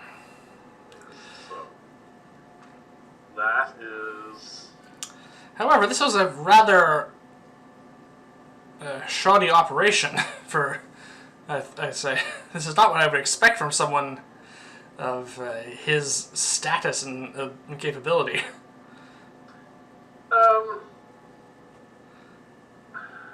I think from what you gathered from what Bree has told you and how things went out, we were not meant to find out about this. This is something that was supposed to have been quick and simple. Capture her. In broad daylight. Well, as it turned out, there were some judgment errors on the 3 involved, but the initial assault on her was not that overt. She just managed to avoid it. And then they decided, as all predators do, to give chase. And that's what all that other stuff happened. Alright. Well, no harm done, for the most part, except for the fact that I didn't exactly get everything I wanted to learn from them. Yep. So, this is not something I think that we can let lie. No, but the question is how to proceed from here. We cannot go accusing a council member on the word of a... well, not even the word, really, of an assailant. Just something I read in his mind. Without any proof, they'll accuse me of just making it up. Yeah, exactly. No, there's no proof. But we do have other known associates of his. True, I do know where one of them is, at the very least. We could find one. I could find him, yes, provided he has not discovered and dispelled the rune I placed on there. Yep. Should I attempt that? Yes. You can Alright. attempt. You can activate the rune. Alright, well, I say attempt. There is absolutely no attempt in this. Yeah, I know. You activate the rune. Yep. And you get a location. So, as an action, you may call upon the rune's magic to learn the exact location of the object, regardless of how far away the object was. Well, yeah, okay. Laws don't say in existence, I assume. Yeah, yes. Okay, we're here, having lunch. Sean? Yeah, we're okay, so we're in the inn. Yeah, we're having lunch, and you get a location direction this way. This way. Just, okay. Well, you don't get it. You get it. Alright, this is a new spell that you made, so Yeah. you actually know how far away it is? Or you just know a direction? I know the exact location of the rune. Really? Just so you just know exactly where they are? I know where the rune is. I know what the object it's inscribed on. Yeah, sorry, you know. The rune is still active, and Yes. you know where it is. Yes, okay. And you pick out a map. It's in this building here. Okay. That's not far. I don't know. I obviously do not know what that building is. No, it doesn't give you that information. No, okay. Yes, I know where it is, because that's the benefit of it over locate object. The downside to it is obviously I have to somehow get the object on them. Yeah. And it does take time. Yes. So, that is where his spellbook is. Yes. So, one of two things. Okay, I'm going to share the information with you. I know where it is. Yep. This means one of two things. They have not discovered the location, discovered my rune on the described in the spellbook, and he has it on him in that building. Yep. Or they have discovered my rune of locating on the spellbook, and they've planted the spellbook there, and this is a trap. Always assume it's a trap. Well, I think the first option we should do is probably at least head to the building and see what's there. Alright, so we'll assume walking back, having lunch, and Well, it takes at least an hour. yeah, you've used the basically lunch hour. Okay. So we can head down that way, which is very straightforward. It's down through here, and once we get to the waterfront, we just hang it right. Yes. I don't want to spend too much time obviously casing the building. Do you want to walk by? Yes, I do want to walk by. And then I'm going to walk by with Alice by my side. Yep. And she's just going to go up and lounge near the building, just laying there on the side. And I'm just going to have her look at it as we walk past around the corner. We're going to basically pull into an alley or behind some of the trees there. Yep. I'm going to perceive through her senses and see what I see. Alright, so you want to go in these trees here? I was thinking the little grove near the cross, near where the T junction is. Yeah, so the grove of trees just near there, down. Those, yes. Alright. That's more than 120 feet. Well, that's more than 120 feet? Yep. If you want to be within range to give her commands, Yep. you need to be more here, around here, or in these trees back here. Well, the trees, I want to try and avoid having a direct line of sight from the building. So maybe close to the waterfront then. So around here then? A bit further. This way? Yeah, right there, I think. That building. Okay, that's within range. Okay. What is that building? I'm curious as we go by. These are all... This one here? No. Well, yes, both of them, I guess. Alright, this is a tower. That's a tower. Yeah. Oh. Doesn't Oh, have good. anything marking on the outside of it. Yeah. These are warehouses, all of these. Okay. These are all crates and things for shipping. There are not a lot of longshoremen here because the docks are over this way, but there are people moving cargo or loading wagons. It is a business day. Okay. If we just stand there lurking, it will most likely be noticed. That can't be helped. Right. Okay. And then I'm going to perceive through Alice's senses. The room I'm locating. Yes. Is not active at the moment. What? I don't have it active at the moment.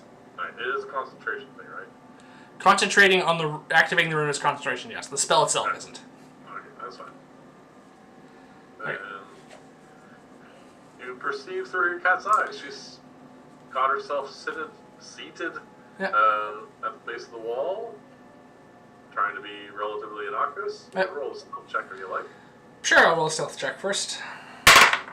Natural 1.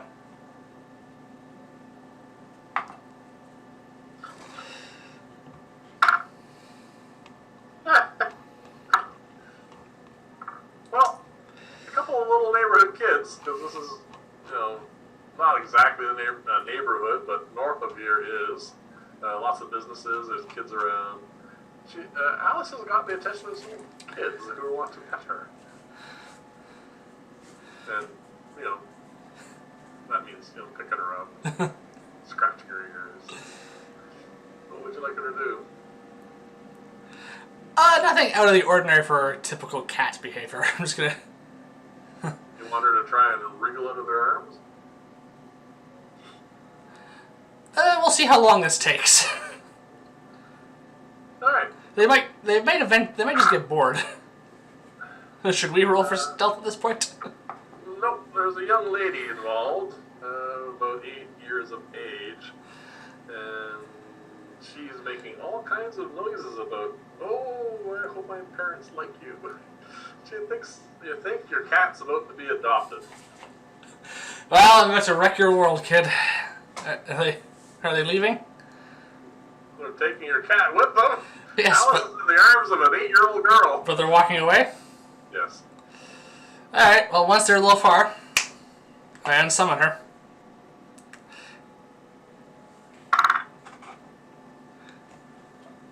You hear a scream. Yeah, I fully expect it to. I fully expect there to be some crying now, because... Alright.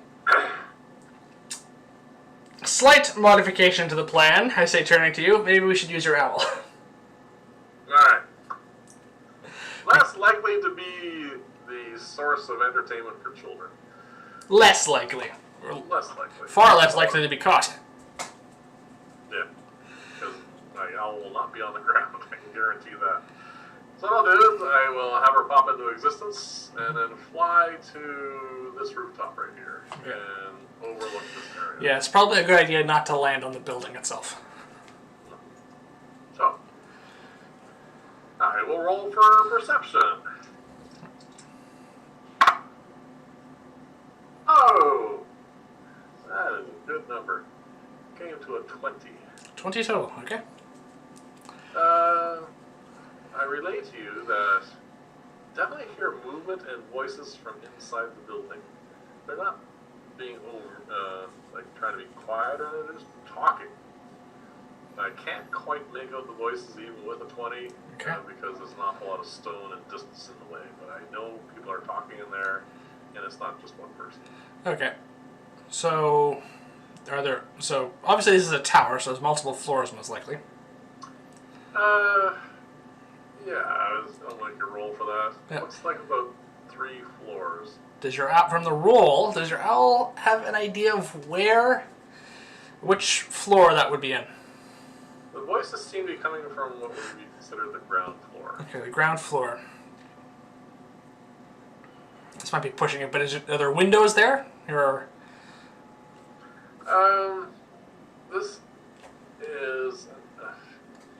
we might be pushing it at this point. This is the kind of building you'd expect more for like a watchtower, like something that's designed for security. There are slits, but there's no windows.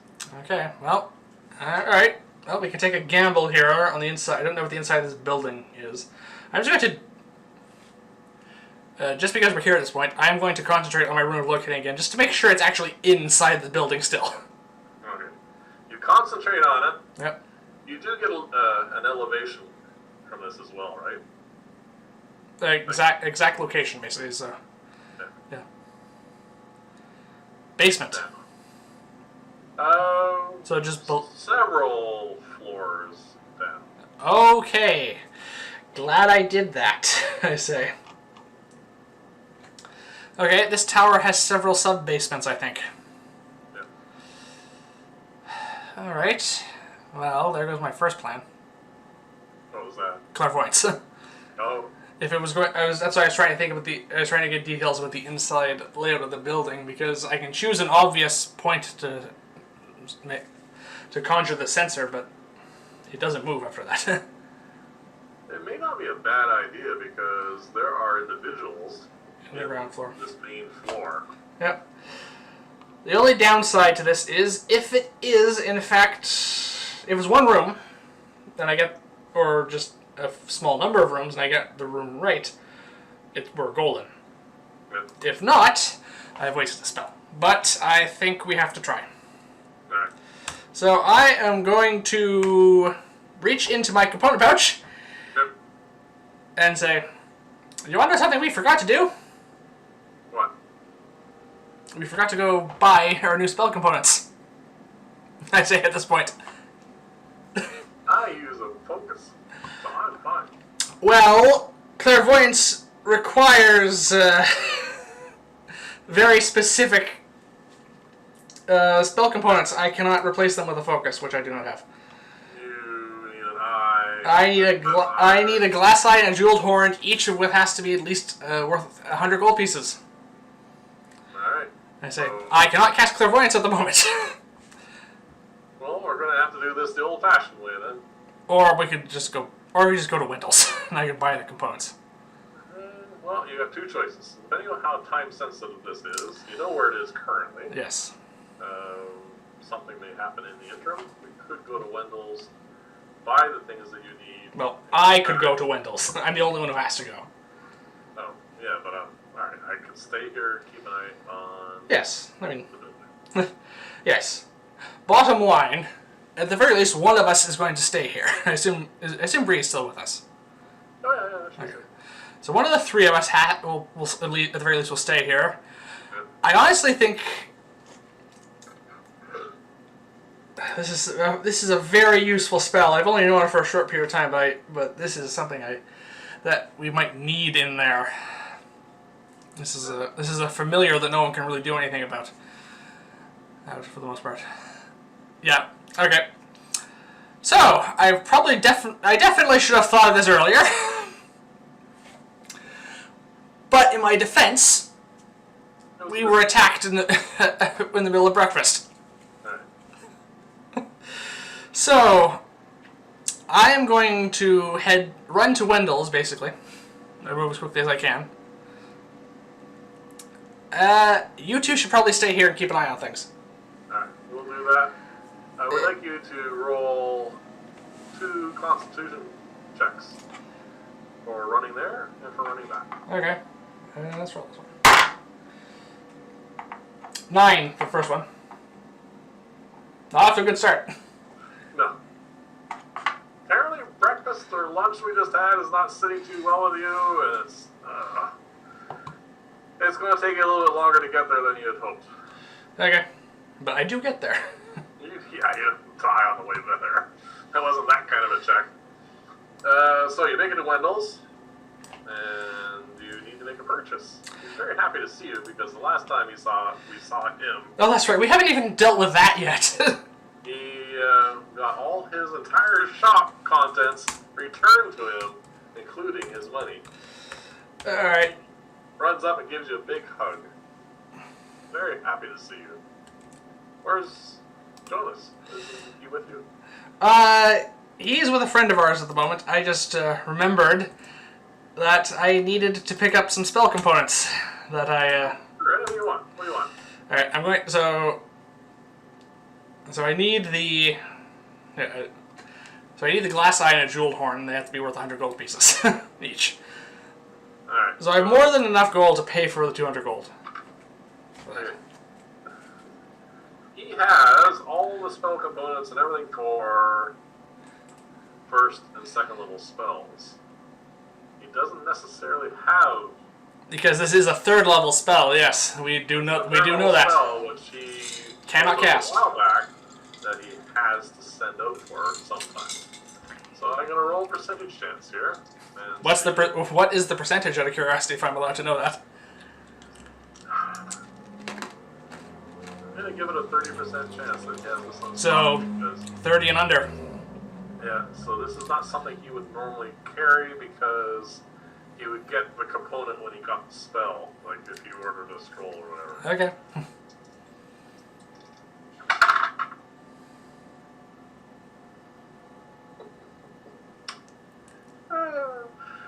It's your lucky day. I rolled 12%. Oh boy! He actually has it in stock. Yeah, I actually came by this. I just bought them because they look really cool. And he has them to use it on the house. On that. Okay.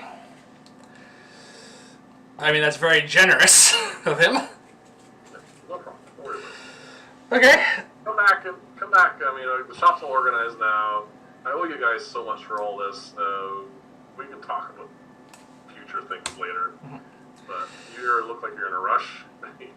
You're normally wet to begin with, but you're really perspiring at this point. Yes. And he's more than happy to give this to you. Come back, next tomorrow, whatever you want, and we can talk about stuff. So, you have your jewel horn in your eyeball, and there's no way you're just going to sell them anyway, except to a wizard. Yeah, because these are very specific things. Not very many people need a 100 gold piece glass eye. No one needs this stuff except you, so. Yeah. It's not like he's giving away something that he sells 4 or 5 a day with, so. Anyway, now I'd like you to roll a Constitution saving throw. Constitution check to get back, please. Purple die. Natural 1. Well, that lunch that was kind of bothering you on the way here, Yep. not a problem anymore because it's now decorating some part of the sidewalk. Just please tell me it's not Wendell's. Not in Wendell's, no, it's on the way back. Okay. So there's a fountain here. You're probably going to stop and refresh yourself. And if I got any on me, use prestidigitation to clean myself off. Yeah, so you. But I assume because of the detour, it's taking a while. Yes, this should have been probably about a 45-minute there and back, plus about 15-20 minutes talking to Wendell. You've been gone 2 hours. Been gone 2 hours. Wow. Okay. I mean, I was cutting across the city, I suppose. So yeah, it was going to take some time. Yeah. So what I'm going to do is I'm going to roll for things that it should have, may or may not have transpired in the interim. You two have left.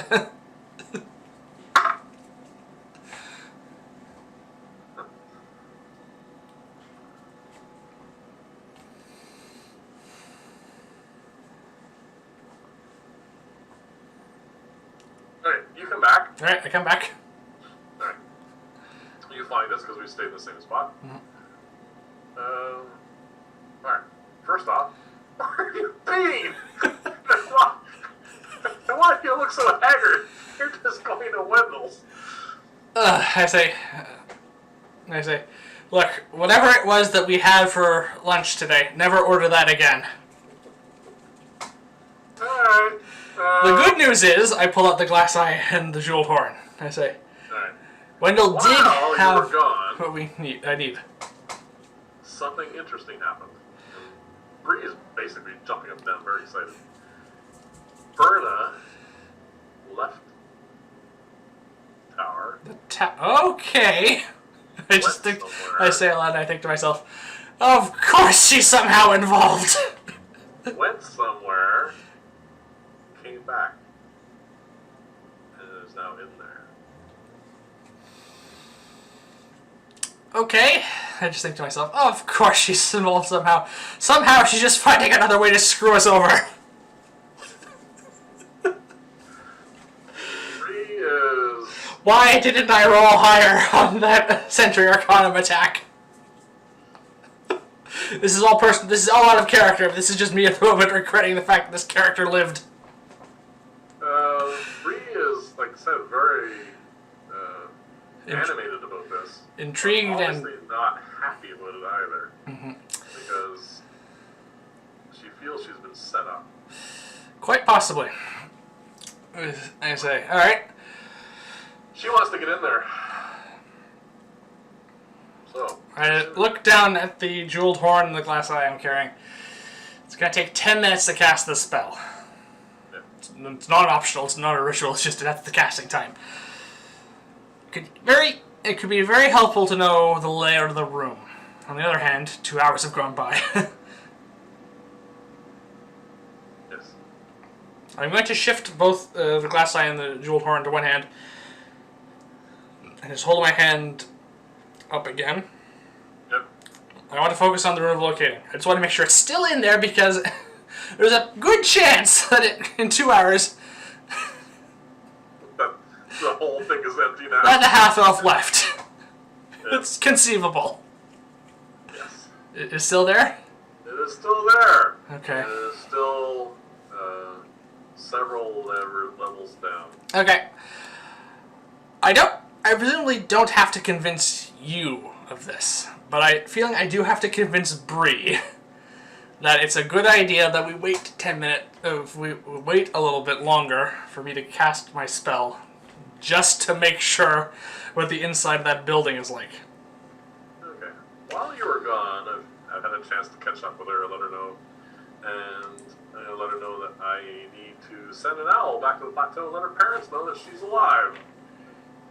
So we caught up. She understands. She's been through an awful lot with us. Lifelong friends and all that. She's fine to wait 10 minutes. It's nothing. Okay. So I don't have to convince her of anything. Okay, good. I'm going to assume a meditative position. Keep in mind, this is I know. warehouse district. We can move if you all the time. We can move if you want. Okay, it's up to you. There might be. I'm just saying, your spell may end up being Interrupted. Yeah. if the right person comes by. Well, is there another place I can cast this? It's like, Within range, yeah. well, the range is a mile. Yeah, the trees are probably the best bet for. Okay, we can relocate. Yeah, it is more of a park-style area. There are actually people will have lunch there. And Okay. it's not something out of the ordinary that way. That C-shaped building by the grove of trees right next to the tower? This one Yes. I want to go to the grove of trees right behind that. there. Yes, I want to still try and stay out of sight of that tower. All right, go for it. We'll go there. Well, before you, as you cast it, I would like you to choose ground floor, second floor, third floor, or subfloor. All right. Those are the ones that you can, without knowing more of the details of the inside. You said you heard, or owl heard conversations in the ground floor. Then again, that was 2 hours ago. I can. Yes. I would like you to check again, just so I don't waste the spell. Ah, my owl is doing really well today. Yes, faint, not as boisterous as before, but there's definitely multiple individuals in there. In that case, I'm definitely going to choose the ground floor for this. Right. Alright, so I'm going to take 10 minutes to cast the spell. I'm going to sit down, cross-legged, in a meditative of trance, holding the jeweled eye and the jeweled horn and the glass eye in my hands, and I'm going to cast the spell. I'm going to cast clairvoyance, focusing on the ground floor of that building. I'm going to start with sight. Okay. Spell goes off. As per the rules of clairvoyance, concentration up to 10 minutes. Yep. So there's an invisible sensor in there, in a place that obvious to me. So I'm just going to choose, I guess, the center of the tower on the ground floor. Well, that's not curious. I'll double check my notes. Yeah. Doesn't move. Can't be attacked or interacted with. Alright. I'm choosing seeing, and I can use the sense in the sensor space as though I was there. And as an action, I can switch between the two. Alright. Okay. Alright. Close your eyes for a second. That's Close. page maps. Oh, close my eyes. Yep.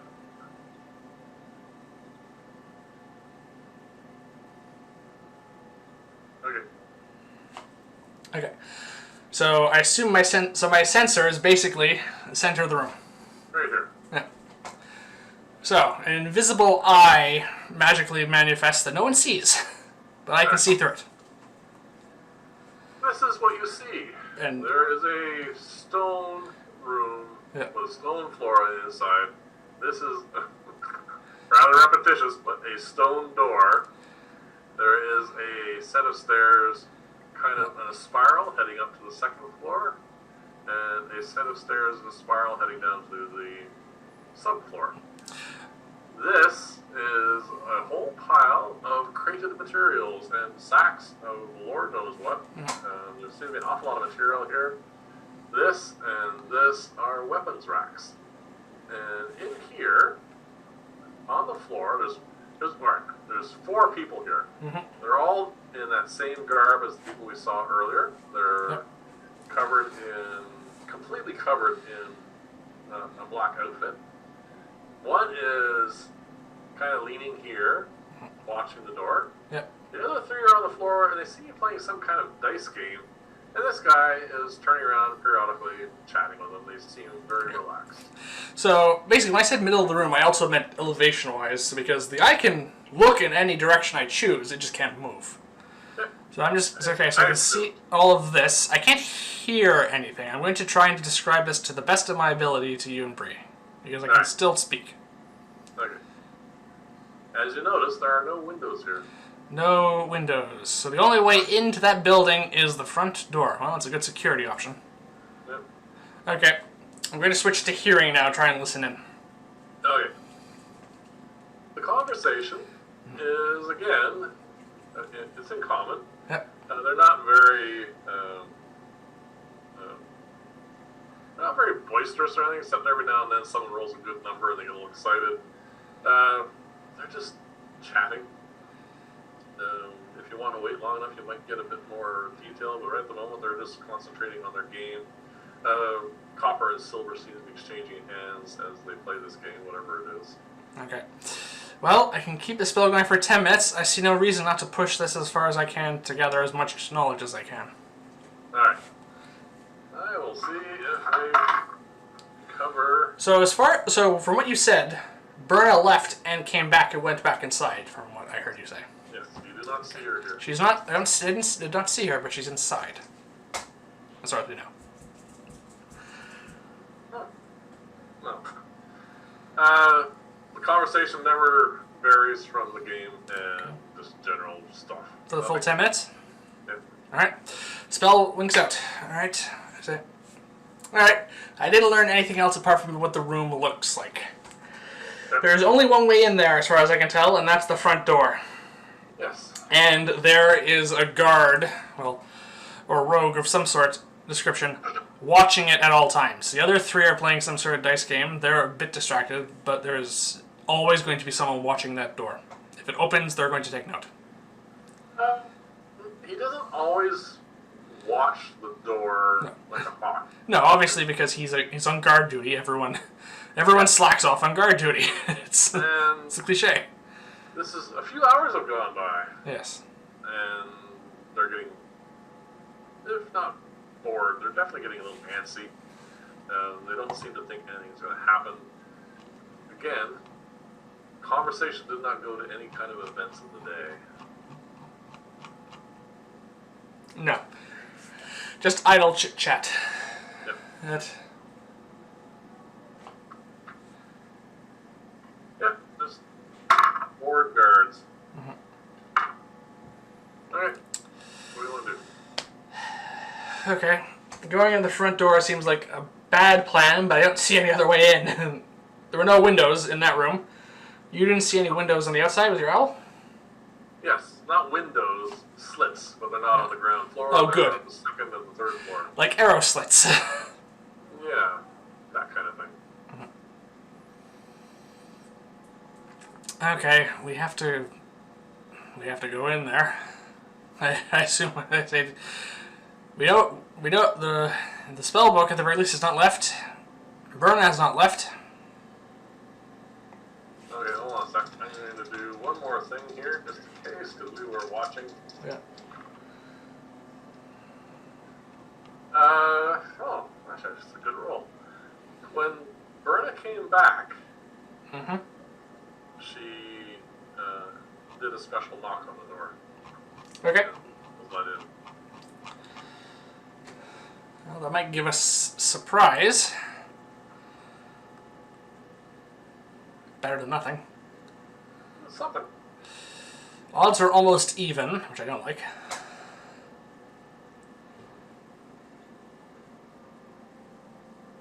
Alright. I do not believe we're going to be able to gather any more information from the outside here. We have to go in, I think. Yeah. Okay, well, you know the knock. I do not. Alright, so we go up to the door. Yes. I do the special knock. And that's where we'll take a break.